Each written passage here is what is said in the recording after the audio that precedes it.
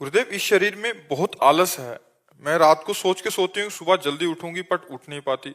सोने के बाद बुरे बुरे सपने आते हैं, नींद नहीं खुलती। फिर घर वाले कुंभकर्ण अधिक कहते हैं। सपने उसे आते हैं जो प्रमादी आलस से पड़ा रहता है। आलस के 5 घंटे सो, सपने आवे तो हमें बताना। 24 घंटे में 5 घंटे समय लो केवल सोने का। इसके बाद उठाओ माला और टहलते हुए नाम जप करो, अभी प्रमाद दूर हो जाएगा। अब ऐसे तो फिर बहुत लोग हैं ऐसे। आजकल हम सुना है कि रात्रि के 2 बजे सोते हैं और सुबह 9-9, 10-10 बजे तक सोते ही रहते हैं, फिर उठते हैं। भगवान सूर्य उदय हो गए, ना अर्घ देना है, न संध्या बंदन है, ना ब्रह्म मुहूर्त में उठकर भजन करना है। तो ये मनुष्यता ही नहीं रह गई, पशुता आ गई। अब क्या हम समझाएं, बच्चा कैसे समझाएं? मनुष्यता ही नहीं रह गई है। हमें लगता है कि 100 आदमी में 2 ही आदमी ऐसे होंगे जो ब्रह्म मुहूर्त में जगते हों, नहीं तो प्रायः लोग अब 7-7, 8-8 बजे तक, 10 बजे तक, 11 बजे तक ऐसे लोग सोते हैं। क्या वे अध्यात्म को समझेंगे, क्या धर्म को समझेंगे? तो हमें ये लगता है कि आप भाग्यशाली हो, सत्संग में आए हो, तो आप अपने जीवन को बदलो। आप समय से उठो, उठ करके टहलते हुए नाम जप करो। देखो, महीना भर अभ्यास करो, आप में वो अभ्यास आने लगेगा, आप में सामर्थ्य आने लगेगी। भगवान के नाम जप में बहुत बड़ी सामर्थ्य है। जितने संत महात्मा हुए हैं ये सब भगवान के नाम जप। चरित्र पवित्र और भगवान का नाम, किसी भी डिपार्टमेंट में तुम्हारी उन्नति हो जाएगी। किसी भी, चरित्र पवित्र हो और नाम जप हो, वो महान आदमी हो जाएगा। चरित्र भ्रष्ट हो, भगवान से विमुख, तो कितनी भी उन्नति करो अंततोगत्वा शून्य है, कुछ नहीं है तुम्हारे जीवन में। जिनल शाह जी, गुजरात से। राधे राधे।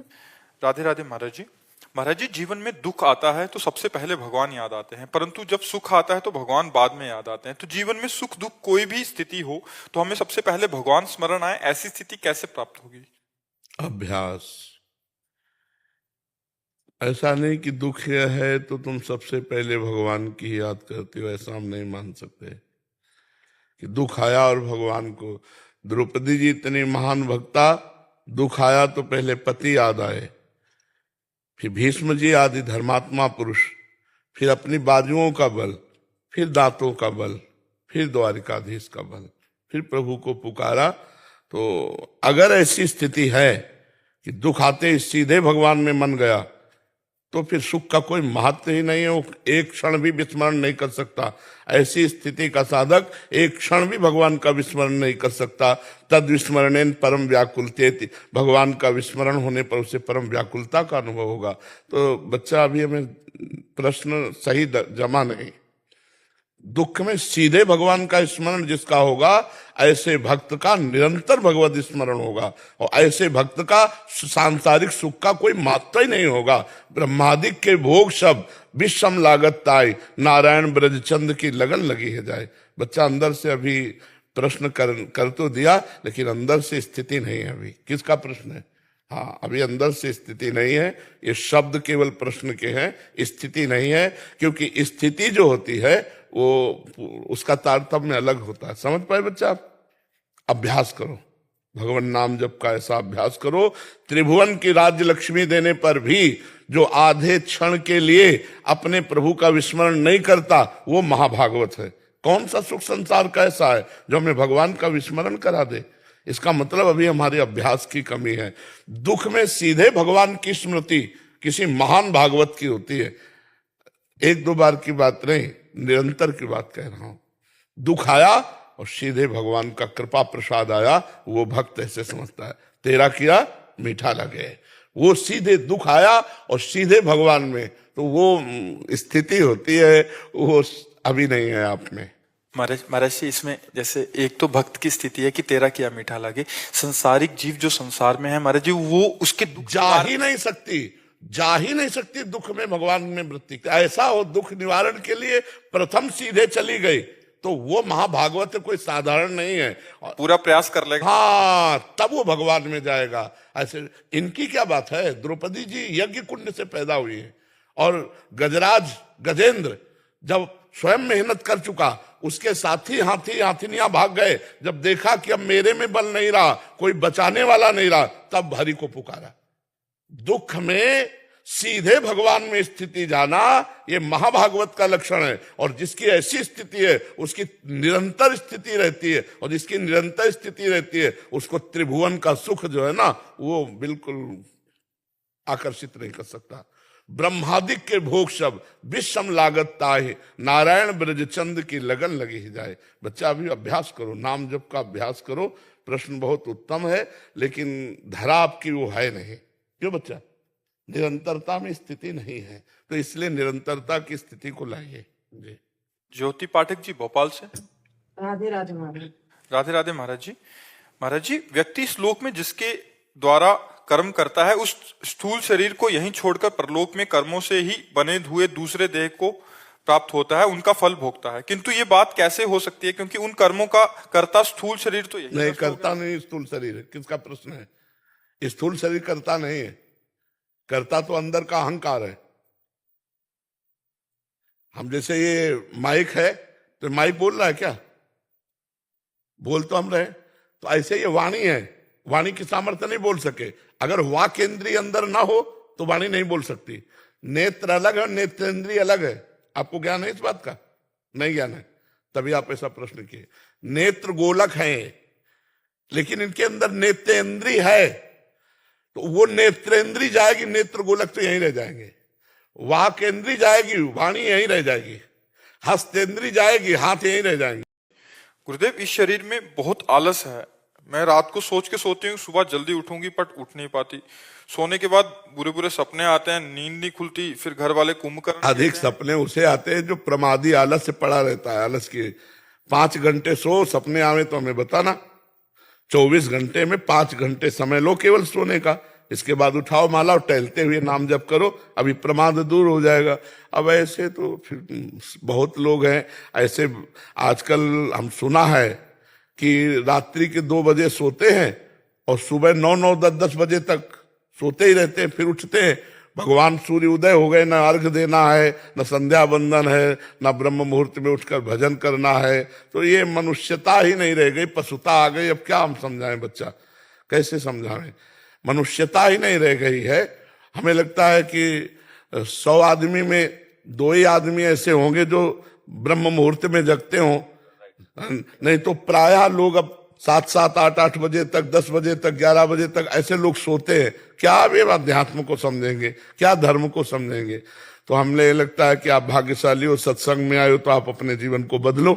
आप समय से उठो, उठ करके टहलते हुए नाम जप करो। देखो, महीना भर अभ्यास करो, आप में वो अभ्यास आने लगेगा, आप में सामर्थ्य आने लगेगी। भगवान के नाम जप में बहुत बड़ी सामर्थ्य है। जितने संत महात्मा हुए हैं ये सब भगवान के नाम जप। चरित्र पवित्र और भगवान का नाम, किसी भी डिपार्टमेंट में तुम्हारी उन्नति हो जाएगी। किसी भी चरित्र पवित्र हो और नाम जप हो, वो महान आदमी हो जाएगा। चरित्र भ्रष्ट हो, भगवान से विमुख, तो कितनी भी उन्नति करो अंततोगत्वा शून्य है, कुछ नहीं है तुम्हारे जीवन में। जिनल शाह जी गुजरात से। राधे राधे।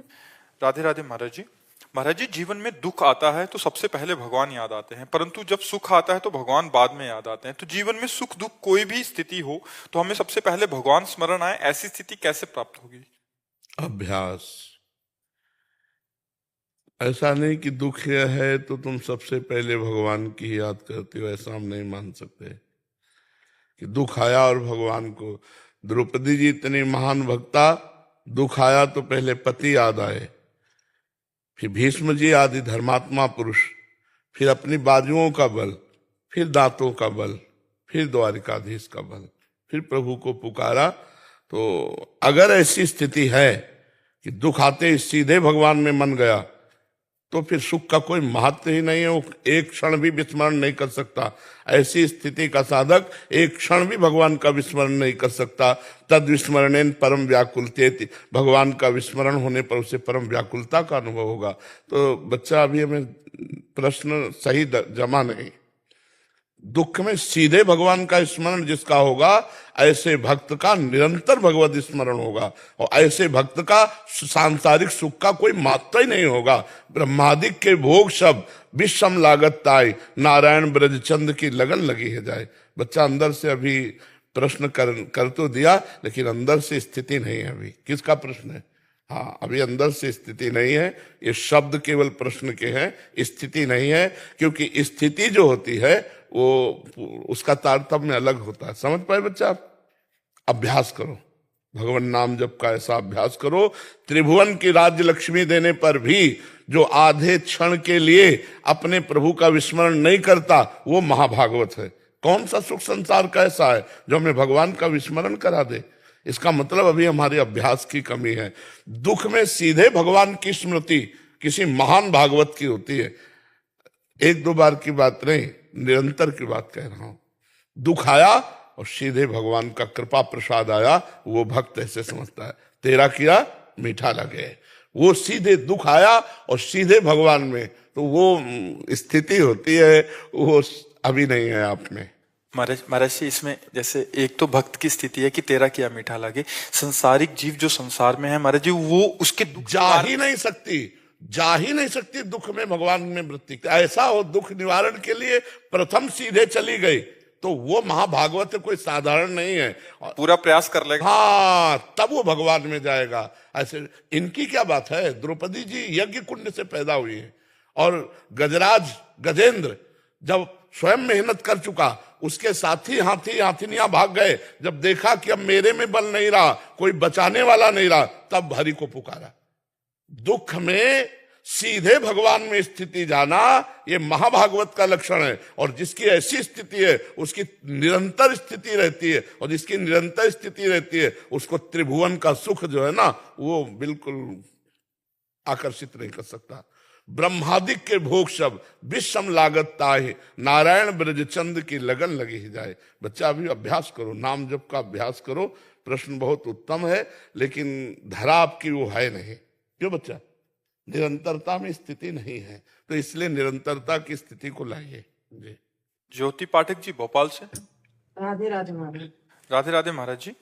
महाराज जी, व्यक्ति श्लोक में जिसके द्वारा कर्म करता है, उस स्थूल शरीर को यहीं छोड़कर परलोक में कर्मों से ही बने हुए दूसरे देह को प्राप्त होता है, उनका फल भोगता है। किंतु ये बात कैसे हो सकती है, क्योंकि उन कर्मों का कर्ता स्थूल शरीर तो यही नहीं, करता नहीं स्थूल शरीर है। किसका प्रश्न है?